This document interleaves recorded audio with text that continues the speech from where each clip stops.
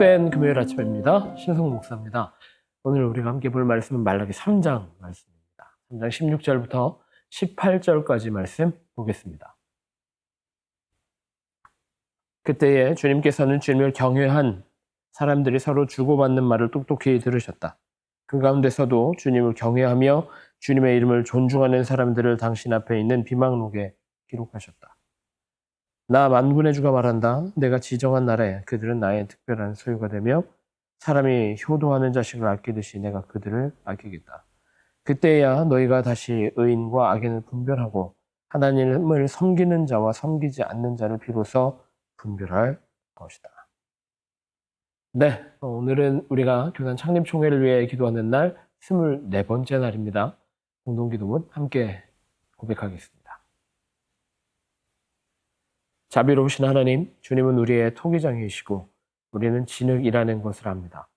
주님의 교회를 빚으시고 우리를 예수 그리스도의 형상으로 만들어 주십시오.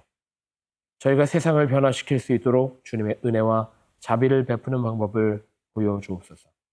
글로벌 감리교회 총회준비위원회 책임자 존 롬페리스가 거룩한 토기장의 역할을 감당할 수 있기를 기도합니다. 예수님의 이름으로 기도합니다. 아멘. 네, 벌써 한 주가 금방 지나갑니다. 이제는 선선한 날씨가 시작되는 것 같습니다. 가을에 초입에 서 있는 기분이 드는데 풍성한 결실의 계절, 가을이 시작되는 이 시점에서 우리 신앙 점검하고 우리에게 얼마나 많은 열매들이 맺혀 있는지 돌아보는 우리 베델교회 모든 성도들 되셨으면 좋겠습니다. 오늘 우리가 함께 보고 있는 말씀 말라기 3장입니다. 3장 후반부 16절부터 18절까지 말씀을 읽었는데 하나님께서는 신실한 주의 종들을 기억하신다 라고 하는 내용을 16절부터 18절까지 말씀을 통해 확인하게 됩니다. 하나님께서 그의 노트에 비망록에 신실한 이들의 이름을 기록하시겠다라고 말씀하고 계시는 거죠. 말라기는 아주 유명한 논쟁거리 하나가 포함되어 있습니다. 바로 11조입니다. 말라기에 나와 있는 이 11조의 내용을 이야기하는 게 목회자로서 참 껄끄러운 일이 돼버린 시대를 살아가고 있습니다. 11조에 대해서 이야기하는 것, 또 헌금에 대해서 이야기하는 것이 참으로 불편한 시대가 된 것이죠. 대부분의 교회들이 헌금 설교하는 목사는 고리타분한 목사이거나 아니면 돈을 좋아하는 목사다라고 매도하기 쉽습니다. 오늘 본문 말씀에 보면, 오늘 3장 말씀 10절에 보면 그렇게 기록합니다. 너희는 온전한 11조를 창고에 들여놓아 내 집에, 하나님의 집에 먹을 거리가 넉넉하게 하여라. 이렇게 바치는 일로 나를 시험하여 내가 하늘 문을 열고서 너희가 쌓을 곳이 없도록 복을 붓지 않나 보아라. 나 만군의 주의 말이다. 아멘. 하나님께서는 얼마나 답답하셨는지 하나님을 시험해보라고 이스라엘 백성에게 이야기하고 계십니다. 말라기가 선포되는, 말라기가 기록된 그 시점, 제2성전 시대가 시작되었고 이스라엘 백성에게 참으로 큰 기대가 있었던 시절입니다. 무너졌던 성전이 다시 세워졌고 예루살렘 성벽이 다시 세워졌습니다.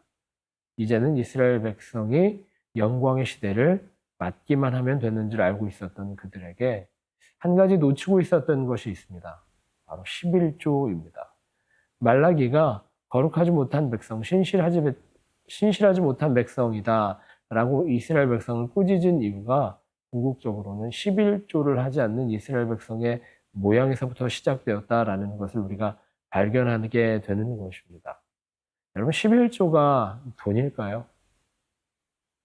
아주 단도직입적으로 여쭤봤는데 우리는 11조를 돈으로 생각하는 경향성들이 있습니다.